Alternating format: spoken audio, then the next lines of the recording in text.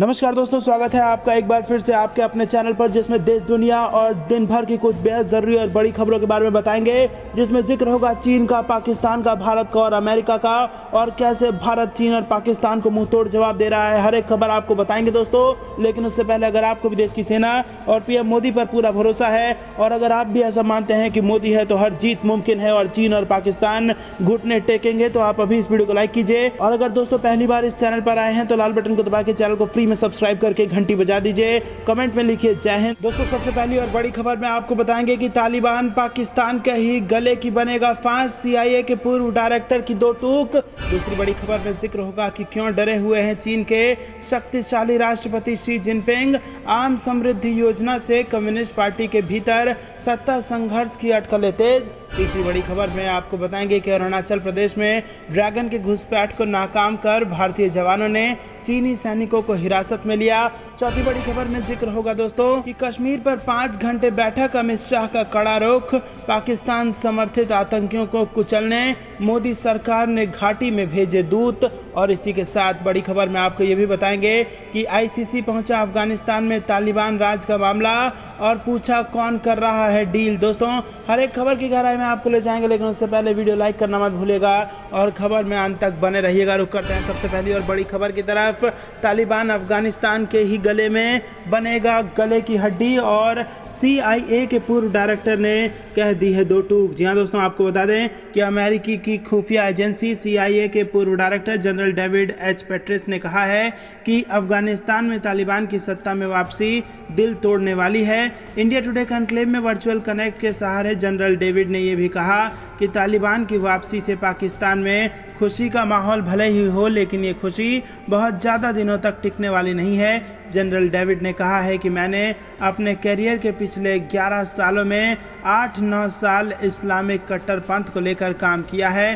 काबुल में तालिबान की वापसी देखकर दिल टूटता है, और ये सिर्फ हमारे लिए नहीं बल्कि अफगानिस्तान के लोगों के लिए भी बहुत बड़ी त्रासदी होने जा रही है। मैं अफगानों के लिए चिंतित हूँ। उनकी इकोनॉमी हाशिए पर है। बिजली की सेवाएं भी अफगानिस्तान में ख़त्म हो सकती हैं। इसके अलावा भी अफगानिस्तान के लोग कई तरह की चुनौतियों से जूझ रहे हैं। दोस्तों रुक करते हैं अगली बड़ी खबर की तरफ। क्यों डरे हुए चीन के शक्तिशाली राष्ट्रपति शी जिनपिंग। आम समृद्धि योजना से कम्युनिस्ट पार्टी के भीतर सत्ता संघर्ष की अटकलें तेज। जी हाँ दोस्तों, डर गए हैं जिनपिंग। चीन के शक्तिशाली राष्ट्रपति शी जिनपिंग के लिए शायद कुछ भी ठीक नहीं चल रहा है। कोरोना संकट के बाद से ही शी जिनपिंग देश से बाहर नहीं निकले हैं। उनकी आखिरी विदेश यात्रा जनवरी 2020 में म्यांमार की हुई थी, और इसके बाद से ही जिनपिंग ने चीन नहीं छोड़ा है। जिनपिंग के लगातार चीन में रहने को लेकर कई तरह के कयास लगाए जा रहे हैं। चीनी मामलों पर नज़र रखने वाले कुछ एक्सपर्ट्स बताते हैं कि उनकी तबीयत ठीक नहीं चल रही है, तो कई रिपोर्ट्स में दावा किया जा रहा है कि उन्हें तख्ता पलट का डर सता रहा है। सबसे बड़ी बात यह है कि वो G20 समिट में भी भाग नहीं ले रहे। और तो और बाइडेन ने जिनपिंग के साथ व्यक्तिगत रूप से द्विपक्षीय शिखर सम्मेलन की मांग की, लेकिन जिनपिंग सिर्फ एक ऑनलाइन बैठक के लिए सहमत हुए हैं। चीनी मामलों से जुड़े विशेषज्ञ सत्तारूढ़ कम्युनिस्ट पार्टी के भीतर एक सत्ता संघर्ष की खबरों को नकार रही है, हालांकि वो इसकी खुलकर पुष्टि भी नहीं कर रहे हैं। दरअसल पिछले दिनों जिनपिंग सरकार ने चीन के कई व्यवसायियों पर सख्त कार्रवाई की है, और ये राष्ट्रपति शी जिनपिंग की केंद्रीय नीति का हिस्सा है, जिसे आम समृद्धि का नाम दिया गया है। दोस्तों रुक करते हैं अगली बड़ी खबर की तरफ। अरुणाचल प्रदेश में ड्रैगन के घुसपैठ को नाकाम कर भारतीय जवानों ने चीनी सैनिकों को हिरासत में लिया। चीन बोला मालूम नहीं। जी हाँ दोस्तों, चीन के सैनिक हिरासत में हैं और चीन को मालूम नहीं है। अरुणाचल प्रदेश में चीन की सेना ने एक बार फिर सीमा पार कर भारतीय सीमा में घुसपैठ की कोशिश की थी, लेकिन मुस्तैद भारतीय जवानों ने चीनी सैनिकों की इस कोशिश को नाकाम कर दिया था। पिछले हफ्ते की गई इस घुसपैठ की कोशिश को लेकर यह भी कहा जा रहा था कि भारतीय सेना ने चीनी सैनिकों को हिरासत में भी लिया था। अब इस पर चीन की तरफ से प्रतिक्रिया भी सामने आई है।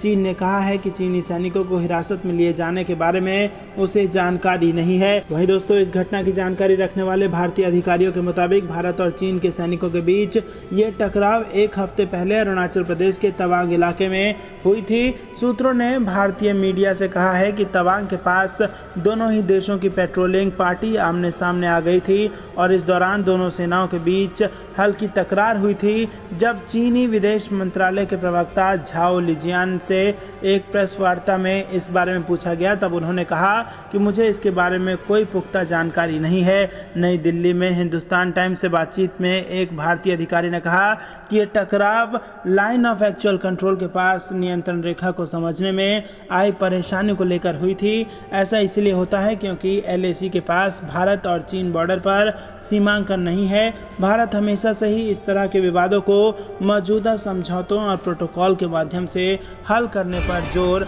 देता आया है। दोस्तों, रुक करते हैं अगली बड़ी खबर की तरफ। कश्मीर पर 5 घंटे हुई बैठक, अमित शाह का कड़ा रुख। पाकिस्तान समर्थित आतंकियों को कुचलने के लिए मोदी सरकार ने घाटी में भेज दिए हैं दूत। जी हां दोस्तों, आपको बता दें कि बेहद बड़ी खबर निकल के आ रही है। केंद्र सरकार कश्मीर में मासूमों और अल्पसंख्यकों के बहे खून को बर्बाद नहीं जाने देगी। आतंकियों को इसकी कीमत चुकानी होगी। इसके लिए पूरी तैयारियां कर ली गई हैं और केंद्रीय गृह मंत्री अमित शाह ने इन हत्याओं के खिलाफ साफ निर्देश दिए हैं। केंद्र ने टॉप काउंटर टेरर एक्सपर्ट्स की टीमें कश्मीर भेजी हैं और ये आतंकी हमलों में शामिल पाकिस्तान समर्थित स्थानीय मॉड्यूल को बेअसर करने में पुलिस की मदद करेंगी। बीते 2 दिनों में लश्कर तैयबा के समर्थन वाले द रेजिस्टेंस फोर्स के आतंकियों ने श्रीनगर में एक कश्मीरी पंडित, परफॉर्मिस्ट स्कूल की प्रिंसिपल, शिक्षक और 2 अन्य लोगों की गोली मारकर हत्या कर दी है। इसके बाद गृह मंत्री शाह ने गुरुवार को कश्मीर पर 5 घंटे की मैराथन बैठक की। सुरक्षा एजेंसियों को अपने काउंटर टेरर एक्सपर्ट्स को कश्मीर भेजने के लिए निर्देश दिए गए और अपराधियों को पकड़ने के लिए सख्ती से कहा गया। खुफिया ब्यूरो के काउंटर टेरर ऑपरेशन के प्रमुख तपन डेका घाटी में आतंकियों के खिलाफ लड़ाई की व्यक्तिगत रूप से निगरानी करने जा रहे हैं। वहीं अन्य राष्ट्रीय सुरक्षा एजेंसियों की काउंटर टेरर टीमें जम्मू कश्मीर पुलिस की मदद के लिए पहले ही कश्मीर पहुंच चुकी है। दोस्तों, रुक करते हैं अगली बड़ी खबर की तरफ।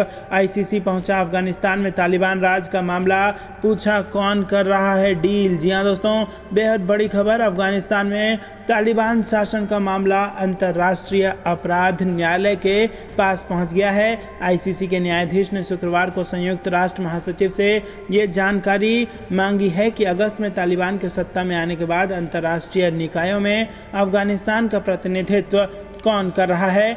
ICC के अनुरोध का उद्देश्य अफगानिस्तान के नए नेतृत्व के बारे में स्थिति को स्पष्ट करना है, क्योंकि न्यायाधीश पिछले महीने वैश्विक अदालत के नए अभियोजक द्वारा 2002 से अफगानिस्तान के संघर्ष से जुड़े मानवता के खिलाफ कथित युद्ध अपराधों और अन्य अपराधों की जांच फिर से शुरू करने की अनुमति के अनुरोध पर आदेश देने वाले हैं। न्यायाधीशों ने अदालत की असेंबली ऑफ स्टेट्स पार्टी से भी यही स्पष्टीकरण मांगा है। दोस्तों, रुक करते हैं अगली बड़ी खबर की तरफ। ABP सी वोटर सर्वे, यूपी में CM योगी खेलेंगे दूसरी पारी या अखिलेश और मायावती की होगी वापसी। सर्वे में सामने आ गया है सब कुछ। जी हाँ दोस्तों, बड़ा सर्वे सामने आया है। उत्तर प्रदेश में अगले साल होने वाले विधानसभा चुनाव का दंगल इस बार जबरदस्त होने जा रहा है और सभी पार्टियां जोर आजमाइश में लगी हुई हैं। सत्ता पर आसीन भारतीय जनता पार्टी और अखिलेश यादव की समाजवादी पार्टी और मायावती की BSP के अलावा छोटे दल भी कोई कसर नहीं छोड़ रहे हैं। वहीं इसी बीच ABP न्यूज़ चैनल के लिए सी वोटर ने सर्वे किया है और सर्वे में चौंकाने वाले नतीजे सामने आए हैं। सर्वे में ये साफ नजर आ रहा है कि उत्तर प्रदेश में एक बार फिर से बीजेपी सत्ता में वापसी कर सकती है। हालांकि 2017 के मुकाबले बीजेपी को सीटों का नुकसान जरूर झेलना पड़ सकता है। सर्वे की माने तो बीजेपी की सीटें जरूर कम होती दिख रही हैं। सर्वे के आंकड़ों के मुताबिक बीजेपी बहुमत से 2022 के विधानसभा चुनाव में सत्ता में वापसी कर सकती है। तो दोस्तों, दोबारा से योगी आदित्यनाथ की हो रही है वापसी। ABP न्यूज़ सी वोटर के सर्वे के मुताबिक अगर अभी विधानसभा चुनाव होते हैं तो वोट प्रतिशत के लिहाज से भी भाजपा पहले नंबर पर बरकरार रहेगी। सर्वे में सामने आया है कि बीजेपी को 41%, SP को 32% और BSP को 15% वोट मिल सकते हैं। प्रियंका गांधी के जोरदार कोशिशों के बावजूद भी कांग्रेस बहुत ज़्यादा अच्छा प्रदर्शन करती नहीं दिख रही है और पार्टी के खाते में केवल 6% वोट शेयर ही जाते दिख रहे हैं। वहीं अन्य को भी 6% वोट मिल सकता है। दोस्तों रुक करते हैं अगली बड़ी खबर की तरफ। उत्तराखंड में फिर खिल रहा है कमल, बनी हुई है बीजेपी की मजबूत पकड़। जी हां दोस्तों, उत्तर प्रदेश के बाद उत्तराखंड में भी कमल खिलने को तैयार है। उत्तराखंड में 2022 में विधानसभा चुनाव होने हैं और इसको लेकर बीजेपी 3 मुख्यमंत्री बदल चुकी है और इसी बीच बीजेपी के लिए एक सुखद खबर आ रही है। एबीपी न्यूज़ ने सी वोटर के साथ मिलकर लोगों के मन की बात जानी। सर्वे के मुताबिक 4.5 साल में बीजेपी ने भले ही अपनी 3 मुख्यमंत्री बदली हो, लेकिन इसका बीजेपी पर कोई असर पड़ता हुआ नहीं दिखाई दे रहा है। सर्वे में बीजेपी एक बार फिर अपने दम पर देवभूमि उत्तराखंड की सत्ता में आ रही है। एबीपी न्यूज़ सी वोटर सर्वे के मुताबिक देवभूमि में अभी अगर विधानसभा चुनाव होते हैं तो बीजेपी 45%, कांग्रेस को 34% और आम आदमी पार्टी को 15% वोट मिल सकते हैं। वहीं अन्य पार्टियों के खाते में 6% वोट जा सकते हैं। दोस्तों रुक करते हैं अगली बड़ी खबर की तरफ। जिहादी आतंकवाद पर अंकुश लगाकर पाकिस्तान को सिखाएं सबक।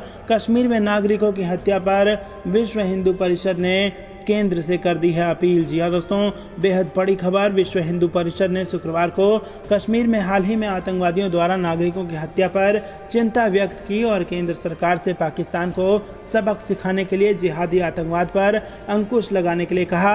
इसने सरकार से कश्मीर में हिंदुओं के पुनर्वास को बढ़ावा देने का भी आग्रह किया है, ये कहते हुए कि केवल उनका स्वतंत्र आंदोलन और घाटी में पुनर्वास ही आतंकवाद को खत्म कर सकता है। विहिप ने कहा कि उसकी युवा शाखा बजरंग दल कश्मीर में हिंदुओं की नृशंस हत्याओं से आहत है और कल देश भर में प्रदर्शन करेगी और आतंकवादी पाकिस्तान का पुतला जलाएगी। विहिप महासचिव मिलिंद परांडे ने एक बयान में कहा कि केंद्र सरकार को जिहादी आतंकवाद पर अंकुश लगाने के लिए पाकिस्तान को सबक सिखाना चाहिए। उन्होंने कहा कि केंद्र सरकार को कश्मीर में हिंदुओं के पुनर्वास को बढ़ावा देने चाहिए और ये सुनिश्चित करना चाहिए कि घाटी में उनकी मुक्त आवाजाही के लिए उचित व्यवस्था की जाए। उन्होंने कहा कि कश्मीर घाटी में केवल हिंदुओं का पुनर्वास और मुक्त आवाजाही ही आतंकवाद को खत्म कर सकती है। दोस्तों रुक करते हैं अगली बड़ी खबर की तरफ। कश्मीर में हिंदुओं की हत्या पर क्रांति सेना ने फूंका पाकिस्तान का पुतला। जी हाँ दोस्तों, क्रांति सेना के अध्यक्ष ललित मोहन शर्मा के निर्देश पर जिला कार्यालय पर आयोजित बैठक में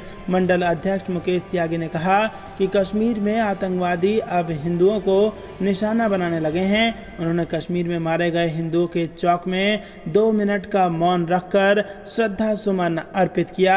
इसके साथ कानपुर मंडल अध्यक्ष मुकेश त्यागी ने कहा कि कश्मीर में आतंकवादी हिंदुओं की हत्या कर रहे हैं, इससे पूरे भारत में आतंकवाद के प्रति रोष है। उन्होंने कहा कि पाकिस्तान के इशारे पर आतंकवादी घटनाओं को अंजाम दिया जा रहा है। उन्होंने आरोप लगाया कि राजनीतिक दलों के नेताओं में लखीमपुर खीरी पहुंचने की होड़ है, लेकिन कश्मीर में हो रही हत्याओं पर कोई नहीं बोल रहा है। श्रद्धांजलि सभा के बाद क्रांति सेना के कार्यकर्ता और पदाधिकारी कार्यालय से पाकिस्तान का पुतला लेकर प्रकाश चौक पर पहुंचे और वहां उन्होंने पाकिस्तान सरकार का पुतला दहन किया। दोस्तों रुक करते हैं अगली बड़ी खबर की तरफ। अमित शाह और डोभाल का प्लान लीक।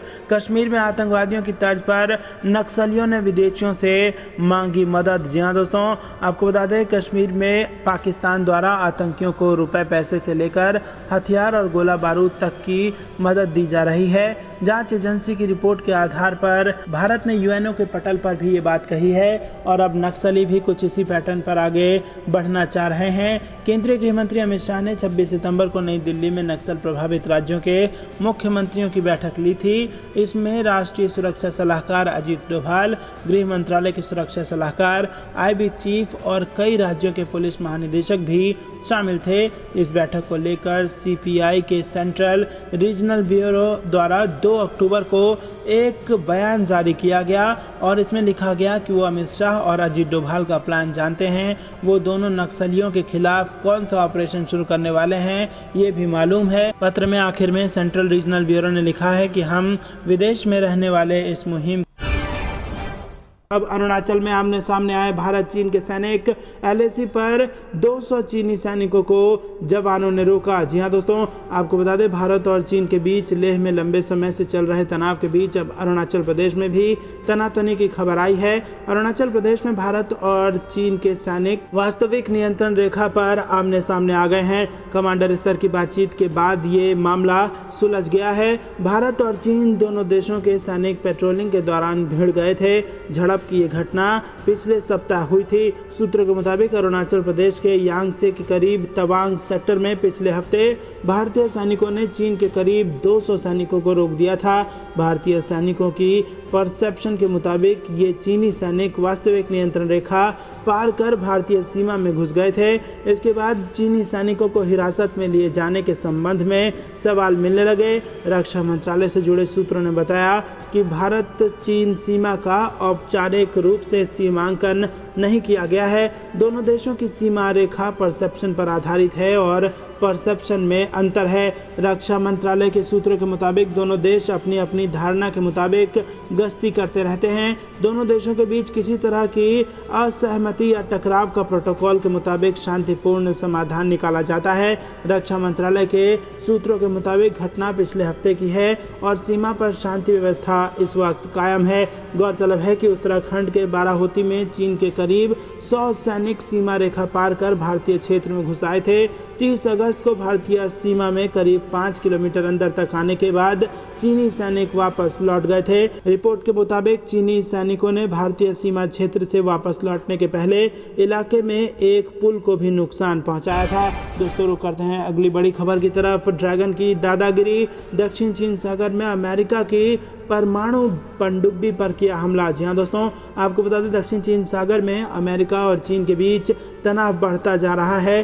ताइवान मामले को लेकर दोनों देश आक्रामक रूप से आमने सामने आ चुके हैं और इसी बीच दक्षिण चीन सागर में अमेरिका की परमाणु पनडुब्बी पर हमला हुआ है। हालांकि ये हमला किस चीज़ से किया गया और किसने किया इसकी जानकारी अभी नहीं मिल पाई है। अमेरिकी अधिकारियों का कहना है कि पनडुब्बी की टक्कर किसी अज्ञात चीज़ से हुई थी और इस हमले में किसी भी तरह का नुकसान नहीं हुआ है और पनडुब्बी भी ऑपरेशनल स्थिति में बनी हुई है। दोस्तों रुक करते हैं अगली बड़ी खबर की तरफ। मासूमों का कत्ल नहीं भूलेगी सरकार, घाटी में आतंकियों का सफाया करने के लिए अमित शाह ने भेजी एक्सपर्ट्स की टीम। जी हाँ दोस्तों, आपको बता दें कश्मीर घाटी में मासूमों और अल्पसंख्यकों की हत्या के बाद केंद्र सरकार आतंकियों को बख्शने के मूड में नहीं है। निहत्थों को निशाना बनाने वाले इन आतंकियों को चुन चुन कर मारने की योजना है और इसके लिए केंद्र सरकार ने अपने टॉप आतंकरोधी एक्सपर्ट्स को घाटी भेजा है।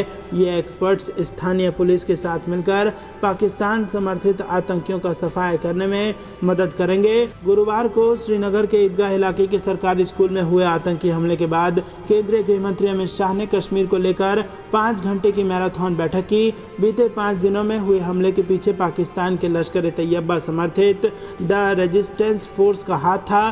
सुरक्षा एजेंसियों से आतंकरोधी एक्सपर्ट्स की टीम घाटी भेजने के साथ ही शाह ने हमलों के साजिशकर्ता को भी पकड़ने के निर्देश दे दिए हैं। दोस्तों रुक करते हैं अगली बड़ी खबर की तरफ। ताइवान सेना को गुपचुप ट्रेनिंग दे रहा अमेरिका, चीन को मुंहतोड़ जवाब देने की है तैयारी। जी हाँ दोस्तों, दक्षिण चीन सागर में चीनी सेना की बढ़ती दादागिरी के बीच अमेरिका ने ड्रैगन को मुंहतोड़ जवाब देने की तैयारी तेज कर दी है।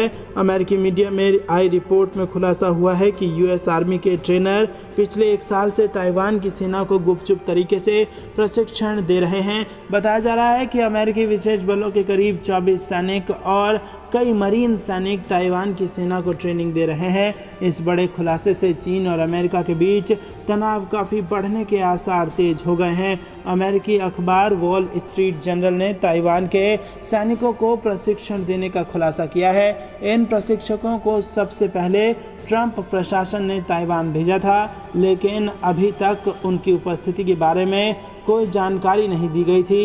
ये खुलासा ऐसे समय पर हुआ है जब ताइवान की राष्ट्रपति चाई यिंग वेन ने शुक्रवार को कहा था कि ताइवान अपने लोकतांत्रिक जीवन शैली और स्वतंत्रता को बचाने के लिए जो जरूरी होगा उसे करेगा। ताइपे में ताइवानी राष्ट्रपति ने कहा कि ताइवान चीन के साथ अन्य सैन्य संघर्ष नहीं चाहता है।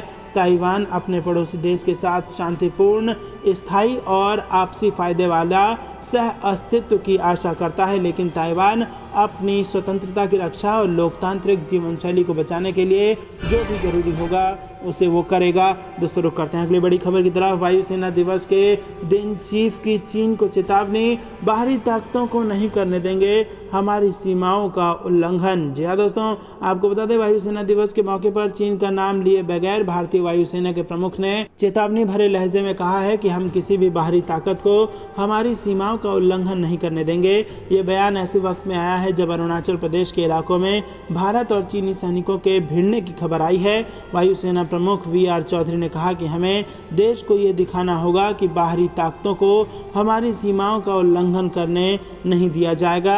मैं आपसे स्पष्ट दिशा, अच्छा नेतृत्व और उत्कृष्ट संसाधन मुहैया कराने का वादा करता हूं। Chief of air staff air chief marshal VR Chaudhary ने शुक्रवार को कहा कि पूर्वी लद्दाख से पिछले साल हुए घटनाक्रम की प्रतिक्रिया में त्वरित कार्रवाई भारतीय वायुसेना की किसी भी परिस्थिति से निपटने की तैयारी का प्रमाण थी। उन्होंने 89वें वायुसेना दिवस के मौके पर दिए संबोधन में ये भी कहा कि भारतीय वायुसेना को देश को ये भी दिखाना होगा कि बाहरी ताकतों को हमारी सीमाओं का उल्लंघन नहीं करने दिया जाएगा। दोस्तों रुक करते हैं अगली बड़ी खबर की तरफ। वायुसेना के अभियान, देश के इतिहास के स्वर्णिम अध्याय, राजनाथ सिंह का बड़ा बयान। जी हाँ दोस्तों, रक्षा मंत्री राजनाथ सिंह ने कहा है कि वायुसेना ने देश की रक्षा करते हुए ऐसे अभियानों को अंजाम दिया है जो देश के ऐतिहासिक और स्वर्णिम अध्याय बनेंगे। और सिंह ने शुक्रवार को वायुसेना कर्मियों, भूतपूर्व सैनिकों तथा उनके परिजनों को वायुसेना के स्थापना दिवस पर बधाई एवं शुभकामनाएं देते हुए बात कही। रक्षा मंत्री के कार्यालय ने इस अवसर पर रक्षा मंत्री का एक वीडियो संदेश भी जारी किया है। राजनाथ सिंह ने अपने संदेश में कहा कि देश की संप्रभुता, एकता और अखंडता की रक्षा के लिए वायुसेना ने जरूरत पड़ने पर दुश्मनों के हौसले पस्त करने वाले शौर्य और पराक्रम का परिचय दिया है। वर्ष 1961 के गोवा मुक्ति संग्राम से लेकर 1965 की भारत पाकिस्तान लड़ाई, 1971 के बांग्लादेश मुक्ति संग्राम और लोंगेवाला में आपका प्रदर्शन, 1984 में मेघदूत ऑपरेशन, 1999 के ऑपरेशन सफ़ेद सागर और हाल ही में बालाकोट के कुछ ऐसे अध्याय हैं जो न केवल वायुसेना के बल्कि हमारे देश के इतिहास के स्वर्णिम अध्याय माने जाएंगे। वीडियो में सिंह को वायुसेना के पायलटों के साथ उड़ान भरने के पायलट के सूट में दिखाया गया है। दोस्तों रुक करते हैं अगली बड़ी खबर की तरफ। भाजपा का मिशन 2022, राष्ट्रीय महामंत्री संगठन बोले खुद को मोदी योगी का ध्वजवाहक मानकर करे काम। जी हाँ दोस्तों, भाजपा के राष्ट्रीय महामंत्री संगठन BL संतोष ने 2 दिवसीय प्रवास के दूसरे दिन बिठूर स्थित श्री गंगा वैली में बिठूर विधानसभा क्षेत्र के बूथ नंबर 1 मोहम्मदपुर की बूथ समिति और ग्रामीण क्षेत्र के 3 विधानसभा क्षेत्रों की संचालन समिति की बैठक ली और इसमें उन्होंने आह्वान किया कि खुद को मोदी और योगी का ध्वजवाहक मानकर काम करे कार्यकर्ता। दोस्तों रुक करते हैं अगली बड़ी खबर की तरफ। सीतापुर जाने को निकले सचिन पायलट, गाजीपुर बॉर्डर पर रोके गए, जमकर हंगामा। जी हाँ दोस्तों, सीतापुर जाने के लिए जयपुर से रवाना हुए कांग्रेस के नेता और राजस्थान के पूर्व डिप्टी CM सचिन पायलट को पुलिस ने गाजीपुर बॉर्डर पर रोक लिया। पायलट गाजीपुर सीमा से यूपी के सीतापुर। तो दोस्तों ये थी दिन भर कुछ बेहद जरूरी और बड़ी खबरें। अंत तक बने रहने के लिए बहुत बहुत धन्यवाद। देख रहे थे आपका अपना चैनल द इंडियन टीवी। जाने से पहले वीडियो को लाइक और लाल बटन को दबा के चैनल को फ्री में सब्सक्राइब करके घंटी बजाकर कमेंट में जय हिंद जरूर लिखिएगा। जय हिंद, जय भारत।